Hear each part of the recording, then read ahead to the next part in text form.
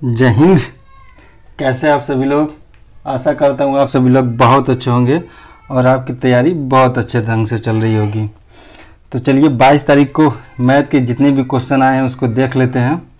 ठीक है, देखिए पहला क्वेश्चन आपको स्क्रीन पर दिख रहा होगा।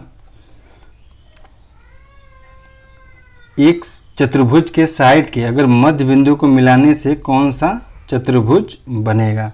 तो मैं आपको बता दूं, देखिए चतुर्भुज पूछा है ना, मैं समचतुर्भुज, आयत, वर्ग सभी के अगर मिड पॉइंट को मिलाने से कौन सा चतुर्भुज बनेगा वो सब बता देता हूँ। ठीक है, देखिए तो पहला देखिए ये जो पूछा क्वेश्चन, अगर कोई चतुर्भुज है, कोई सा भी चतुर्भुज है, इसके अगर हम मिड पॉइंट को मिलाएंगे ना तो क्या बनेगा? समांतर चतुर्भुज बन जाएगा। ठीक है, पहला अगर हम चतुर्भुज के अगर मिड पॉइंट को मिलाएंगे, मिड पॉइंट को मिलाएंगे तो क्या बनेगा? समांतर चतुर्भुज। ठीक है, पहला हो गया।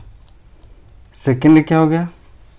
अगर हम लोग समांतर चतुर्भुज के मिड पॉइंट को मिलाएंगे, समांतर चतुर्भुज के मिड पॉइंट को मिलाएंगे तो क्या बनेगा?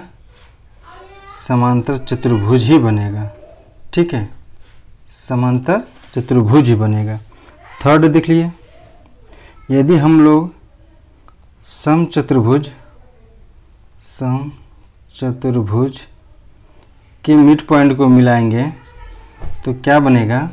एक आयत बन जाएगा। ठीक है, मैं सब बता दे रहा हूँ, शायद आगे आने वाले एग्जाम में आपसे पूछ दें। अब फोर्थ देखिए, समचतुर्भुज को मिलाएंगे तो आयत बनेगा। यदि हम लोग आयत के अगर मिड पॉइंट को मिलाएं, आयत के अगर मिड पॉइंट को मिलाएं तो समचतुर्भुज बनेगा, समचतुर्भुज बनेगा। यहाँ पर अपोजिट होगा, देखिए समचतुर्भुज को मिलाएंगे मिड पॉइंट के तो आयत बनेगा, अगर आयत के मिड पॉइंट को मिलाएंगे तो समचतुर्भुज बनेगा। तो एक और बच गया वर्ग। पांचवा देखिए क्या हो जाएगा आपका? वर्ग। ठीक है, अगर वर्ग के अगर हम लोग मिड पॉइंट को मिलाएं, वर्ग के अगर मिड पॉइंट को मिलाएं तो वर्ग ही बनेगा। ठीक, एक बार देख लीजिए, डिस्कस कर लेते हैं फिर से।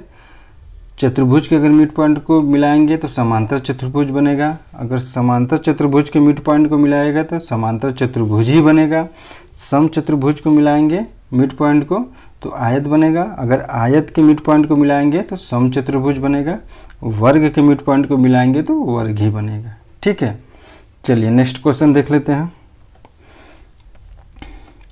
एक वस्तु के अंकित मूल्य 1050 है, इस पर 10% छूट देने पर भी 25% का लाभ होता है, तो सीपी देखिए। मैंने आपको बताया था कि एमपी और सीपी में क्या रेशियो होता है। एमपी बराबर होता है 100 प्लस के प्रॉफिट अपान सीपी में क्या हो जाएगा? 100 माइनस डिस्काउंट। ठीक है, तो यहाँ पर देखिए क्या हो जाएगा? MP upon CP equal to 100 plus profit, तो 10% छूट है, 25% का प्रॉफिट है, तो यहाँ पर होगा 125 अपान 100 माइनस डिस्काउंट 10% का होगा तो हो जाएगा 90। अब इसको 5 से डिवाइड कर दीजिए तो 25 पंजे 125 और 18 बचे 90, यानी एमपी अगर 25 है तो सीपी कितना है? 18। ये दोनों का रेशियो, लेकिन एमपी कितना है? 25 नहीं है, दिया कितना है? 1050। तो 25 चौका 100, 25 दूनी 50, 42 गुना, तो ये भी क्या हो जाएगा आपका? 42 गुना। तो 18 दूना 36 के 6 3, 18 चौक 72 3 75, यानी 756 रुपये आपका क्या हो जाएगा? सीपी। ये आपका आंसर हो जाएगा। ठीक है, चलिए नेक्स्ट क्वेश्चन देख लेते हैं। प्रिंसिपल है 13,000, रेट है 5%, टाइम में 4 साल, तो ये एसआई पूछा है।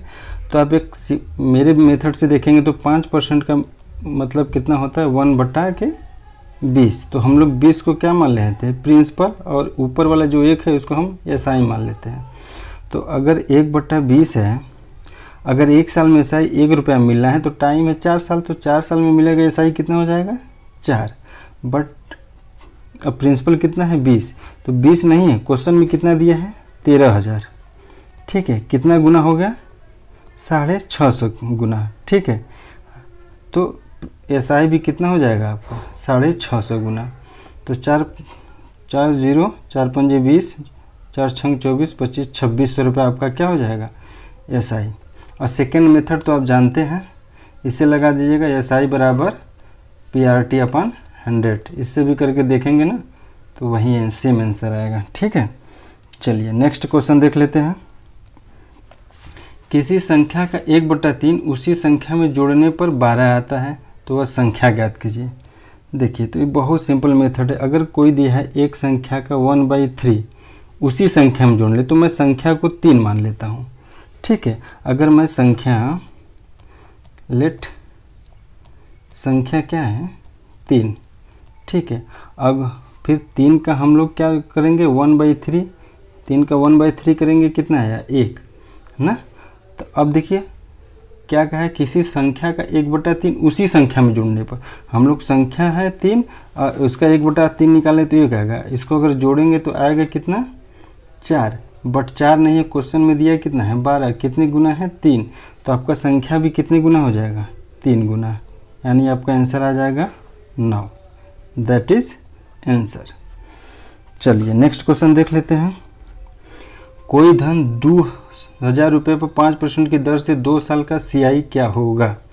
देखिए 5% का मतलब मैं बताया कितना होता है 1/20, तो 2 साल है तो 20 से 21, ठीक है, 20 से 21, ठीक। अभी कितना हो जाएगा आपका 400, ये हो जाएगा 441, तो CI कितना मिला 41 रुपया, लेकिन प्रिंसिपल कितना है 2,000, इसमें कितना है 400, ठीक है। तो 2,000 है एक्चुअल में, कितने गुना है 5 गुना, तो आपका SI भी कितना हो जाएगा 5 गुना, तो 5 एक कम 5, 5 चौका 20, यानी 205। आपका कितना हो जाएगा CI कितना हो जाएगा 205।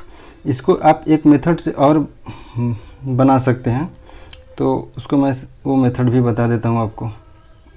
देखिए जैसे मैं 2,000 दिया है, प्रिंसिपल 2,000 दिया है, ठीक है। अब 2 साल का निकालना है, तो 5% का मतलब कितना हो 1/20, तो 2,000 का 1/20 हम निकालेंगे तो कितना आ जाएगा 100 रुपया, है ना। फिर दूसरे साल में भी 1/20 निकालेंगे तो यहाँ भी 100 रुपया आ जाएगा। फिर CI क्या होता है, ब्याज पे भी ब्याज लगता है, तो सेकेंड वाले में जो इस पर ब्याज है इस पर भी लगेगा, तो इसका भी 1/20 निकालेंगे तो कितना आ जाएगा 5। अब इस सभी को हम लोग जोड़ देंगे तो आपका CI आ जाएगा। तो जोड़ने पर देखिए 100, 100, 200 और 5 रुपये आई, तो कितना हो जाएगा 205। ये आपका आंसर हो गया, ठीक। ये आपका सेकेंड मेथड हो गया। चलिए नेक्स्ट क्वेश्चन देख लेते हैं। विकर्ण दिया है, जैसे दिया है कोई आयत हो गया, ठीक है। इसका एक विकर्ण दे दिया है, कितना है 26, इसका डायगोनल दिया है 26। अब परिमाप दे दिया है, इसका परिमाप कितना दिया है 68, तो एरिया निकालना है। तो हम जानते हैं क्या 5, 12, 13 क्या होता है ट्रिपलेट होता है, ठीक है। मैं बताया कि ट्रिपलेट में किसी भी संख्या से मल्टीप्लाई करेंगे तो वो भी एक आपका ट्रिपलेट होगा। तो हम इसमें अगर 2 से मल्टीप्लाई कर देंगे तो 2 पंजे 10, 12 दूना के 24, 13 दूना के 26। अब इसको जोड़ेंगे तो कितना आ जाए 6 4 10, ठीक है। देखिए अब 10, 24, 26, तो देखिए 26 आपका एक डायगोनल दिख रहा है ना 26। अब देखिए तो इसका परिमाप निकाल के देखिए 68 आ रहा है, अगर सेटिस्फाइड कर जाएगा तो यही आपका साइड हो जाएगा 10 और 24। तो इसका परिमाप निकालिए 24 10 34, 34 दूना के 68, आपका सेटिस्फाइड हो गया। तो इसकी लंबाई क्या हो जाएगी 24 और चौड़ाई क्या हो जाएगी 10। अब एरिया निकालना है, तो एरिया हम लोग जानते हैं, ठीक। एरिया क्या होता है L इंटू बी, यानी 10 इंटू 24 इक्वल टू 240। ये आपका आंसर आ गया, ठीक है। चलिए नेक्स्ट क्वेश्चन देखते हैं। यह CF आप 1248 और 1256, बस आपको दिया है 1248 और 1256 दिया है, इसी का डिफरेंट लेंगे 48 8 56 8। अब देखिए 8 से इससे ये भी 8 छंग 48, ये भी आपका कट जाएगा, 8 7 56, ये भी आपसे कट जाएगा। तो यह CF क्या हो जाएगा आपका 8। ठीक है, चलिए नेक्स्ट क्वेश्चन देख लेते हैं। 5.7 के ऊपर बार है, तो मैंने बताया था किसी के ऊपर टोटल नंबर ले लीजिएगा 57, जिस पे बार नहीं है उसको हम लोग माइनस कर देते हैं अपान जिसके ऊपर बार है उतना 9, अगर नहीं है तो 0 और उसके बाद कोई अंक नहीं है। तो 57 में से 5 गया 52 बटा के 9, ये आपका क्या हो जाएगा, ये आपका आंसर हो जाएगा। ठीक है, चलिए नेक्स्ट क्वेश्चन देख लेते हैं। एक तार से वर्ग बनाया गया जिसका एरिया 1089 है। अब उस तार को आयत बनाया गया जिसकी एक भुजा की लंबाई 40 सेंटीमीटर, फाइंड दूसरी साइड की लंबाई क्या होगी। देखिए पहले क्या बोला है कि एक वर्ग बनाया गया है, ठीक है, इसकी मैं साइड अगर ए मान लेता हूँ तो एरिया क्या हो जाएगी, एरिया वर्ग क्या हो जाएगी ए स्क्वायर। तो ए स्क्वायर की वैल्यू क्या जी है 1089, तो ए बराबर क्या हो जाएगा 33।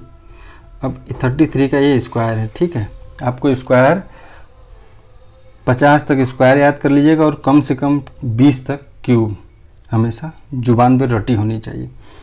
देखिए अब a बराबर 33 हो गया, तो जो हम लोग एक तार से अगर वर्ग बनाएंगे तो हम लोग तार तो ऐसे ही घेरेंगे ना, तो ये क्या है इसका परिमाप। तो हम इसका पहले तार की पूरी परिमाप निकालेंगे, तार है कितना, तो इसका परिमाप निकालेंगे, वर्ग का परिमाप तो 4a होता है। तो 4 इंटू ए का मान हम लोग निकालें 33, तो पूरे तार कितना हो जाएगा 4 3 12 2, 4 3 12 132 सेंटीमीटर, इतनी लंबी तार होगी, परिमाप नहीं होगा। अब इसी तार को क्या बोल दिया है कि एक आयत बनाया गया है, इसी तार से एक आयत बनाया गया है, तो तार तो उतना होगा, सेम लंबाई की होगी। तो हम इसका और एक साइड इसकी दे दिया है कितना 40, तो इसका पेरीमीटर हम लोग जानते हैं 2l + b इक्वल टू दिया है आपको 132। तो l + b का मान कितना हो जाएगा 66, और l का मान हमको दिया है क्या 40, l का मान 40 + b इक्वल टू 66, तो b बराबर क्या आ जाएगा आपका 26। ठीक, ये आपका आंसर हो जाएगा। उम्मीद कर रहा हूँ आप लोगों को अच्छे से समझ में आ रहा होगा। ठीक, चलिए नेक्स्ट क्वेश्चन देख लेते हैं। दो बेलन की त्रिज्या का अनुपात 2:3 है, दोनों की लंबाई बराबर है, अच्छा हाइट भी बराबर है, तो फाइंड वॉल्यूम का रेशियो पूछा है। तो देखिए जैसे हम V1 दो वॉल्यूम लेते हैं V2, ठीक है, तो हम लोग पाई R1 का स्क्वायर H, अब देखिए पाई R2 का स्क्वायर इंटू H। देखिए हाइट क्या बोला है, ऊंचाई क्या है सेम है, तो ऊंचाई तो कट जाएगा, पाई भी कट जाएगा। तो देखिए R1 का स्क्वायर अपान R2 का स्क्वायर, तो इसका मान दिया है रेडियस 2 और 3, तो 2 का स्क्वायर कर देंगे 4, 3 का स्क्वायर कर देंगे 9, यही आपका आंसर हो जाएगा। चलिए नेक्स्ट क्वेश्चन देखते हैं। सीमा रीता से 4 वर्ष छोटी है, 4 वर्ष बाद उनकी आयु का योग 44 वर्ष है, सीमा की वर्तमान आयु ज्ञात कीजिए। देखिए एक जगह आपका क्या हो गया सीमा, एक जगह हो गया रीता, ठीक, बोल रहा है रीता से 4 वर्ष छोटी है। अगर रीता को हम लोग यक्ष मानेंगे तो सीता का क्या हो जाएगा यक्ष - 4, ठीक है। अब 4 वर्ष बाद उनकी आयु का सम 44 वर्ष है, तो 4 वर्ष बाद क्या हो जाएगा, ये सीता यक्ष - 4 + 4 ए हो जाएंगी, और ए भी क्या हो जाएगी यक्ष + 4, इन दोनों का सम कितना हो जाएगा 4 वर्ष बाद 44। अब इसी को हम लोग ऐड कर देंगे, देखिए यानी यक्ष - 4 + 4 प्लस यक्स + 4 = 44। अब देखिए ये 4 कट जाएगा, यक्स 2x + 4 = 44। तो देखिए 2x बराबर 40, तो x बराबर 20। अब देखिए x बराबर जब 20 आ गया तो x तो किस रीता का है, तो हमको सीमा का पूछा है, तो x - 4 कर देंगे, यानी 20 माइनस अगर 4 करेंगे तो आ जाएगा 16, ये आपका आंसर हो जाएगा।